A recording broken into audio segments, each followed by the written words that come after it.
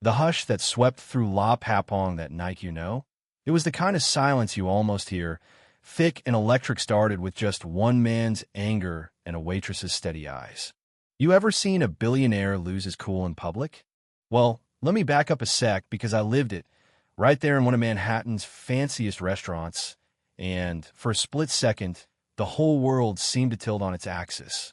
That night, Ethan Caldwell, that Ethan Caldwell, tech billionaire, Wall Street legend, the kind of guy who usually gets his way just by walking in the door, was tearing into the staff with a voice that could shake glass. He was fuming about his steak, about the wine, about the kind of stuff that, honestly, most people wouldn't even notice. He had that way of talking like he owned the very air we breathed, and the staff was just background noise. In the middle of it all was Sophia Jenkins, 28, single mom, hustling 2 jobs just to pay rent and maybe, if she's lucky, put a little something extra aside for her daughter Kiki's dance lessons. Sophia wasn't looking for trouble that night. She was just trying to make it through another shift at La Papong, keep her head down, smile for the guests, and maybe snag a good tip. But the universe has a funny way of putting you right where you're supposed to be, especially when you least expect it. Let me set the stage.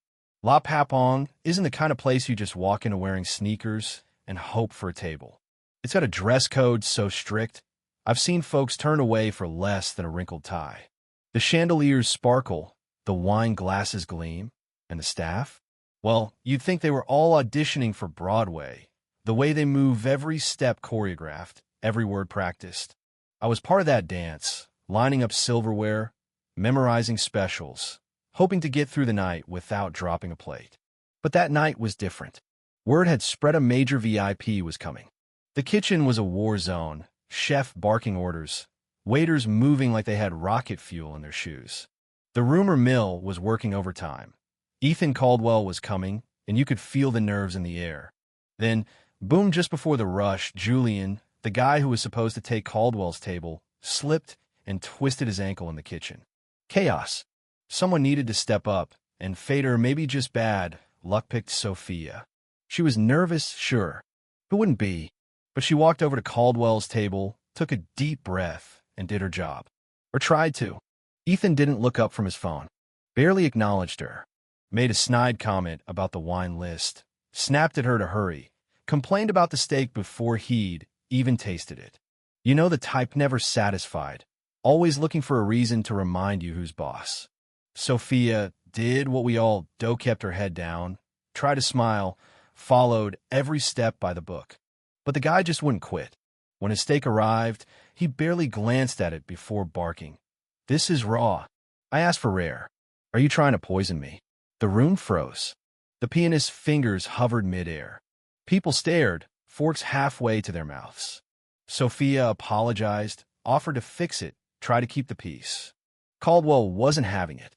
He stood up, made a spectacle, started ranting about incompetence, how he could buy and fire everyone in the room. And that's when Sophia did something none of us saw coming. She just stood there straight as a rail, eyes locked on his, and she said, calm as can be, "You can buy a steak, sir, but you can't buy decency." Yeah, that happened. You could almost feel the air snap. The whole place just stopped. No one knew what to do, what to say. Caldwell's face turned a shade of red you don't see outside of cartoons, and for a second, I thought he might explode. But Sophia didn't back down. She didn't flinch. People started to clap. First, just a few hesitant, looking around like maybe they shouldn't. Then it grew, rippling through the room until everyone was applauding. Caldwell stormed out, his entourage scrambling after him, cash thrown on the table like a last insult. The staff just stared, half proud, half terrified. When the dust settled, Sophia slipped out to the alley behind the restaurant.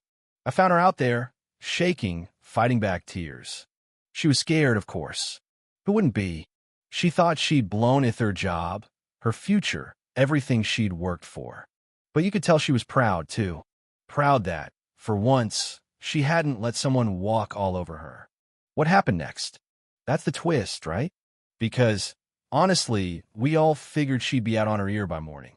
But then a guest cell phone video of the whole thing went viral. I'm talking hundreds of thousands of views in a matter of hours. People cheered her on, called her a hero, said they wished they had her guts. The internet exploded, and suddenly, Sophia wasn't just a waitress anymore, she was a symbol. The management called a meeting. Tense, no one sure which way things would go. The owner, Patrice Fontaine, tough as nails, but fair, stood up in front of everyone and said, "We stand by our staff. Decency isn't optional." Just like that, Sophia kept her job. Not only that, but the restaurant started getting calls from people all over the city, some just to say thank you. Others wanted to book tables to support the staff. You know what's wild?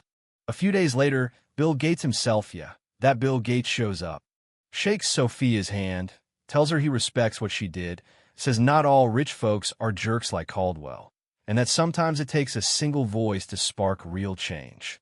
Patrice and Gates started talking about a new project, something to help protect and empower service workers.